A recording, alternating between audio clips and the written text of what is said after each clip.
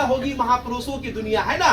तो महापुरुष तो बहुत है। आप लोग बताइए इसमें से जो बच्चे हैं, बताइए कौन महापुरुष के बारे में आप उनके जीवन से जुड़ी छोटी घटनाएं सुनना चाहेंगे।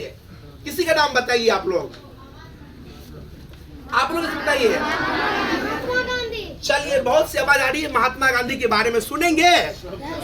एक बार आंख बंद कर लीजिए और आंख को खोलिए, ध्यान से सुनिए कहानी को, और कहानी याद रह जाएंगे। चलिए सुनिए आप।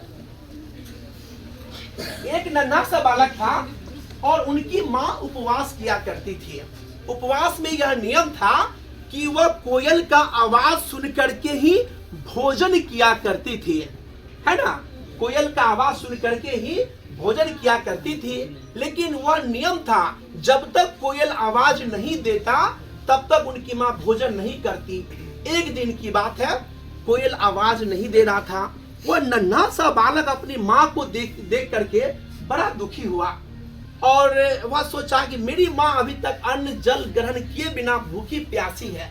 तो वह गया बालक, चुपके से झाड़ी में छुप करके कोयल का आवाज लगाया और आके माँ से कहा, मामा तुम भोजन कर लो क्योंकि कोयल ने आवाज दे दी है। उनकी माँ उस बालक को जोर से थप्पड़ मारी और फूट फूट करके रोने लगी और कही भगवान से, हे भगवान, मैंने कौन ऐसा अपराध किया है जो मेरे गर्भ से झूठा बेटा पैदा लिया है। अपनी माँ को रोता हुआ देख वह नन्हा बालक कसम खाया और कहा, माँ मैं कसम खाता हूँ मरते दम तक कभी झूठ नहीं बोलूंगा। और वो नन्हा सा बालक वो कसम मरते दम तक निभाया, कभी झूठ नहीं बोला। वही नन्हा सा बालक आगे चल के पूज्य बापू गांधी जी बने। कहानी अच्छी लगी आपको? ताली होनी चाहिए।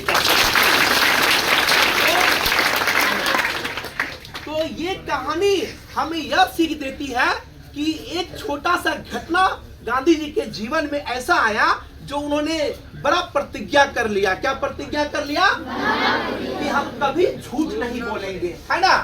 तो कहने का मतलब है जीवन में जीने के लिए मोटे मोटे शास्त्रों अध्ययनों को पढ़ने की आवश्यकता नहीं है।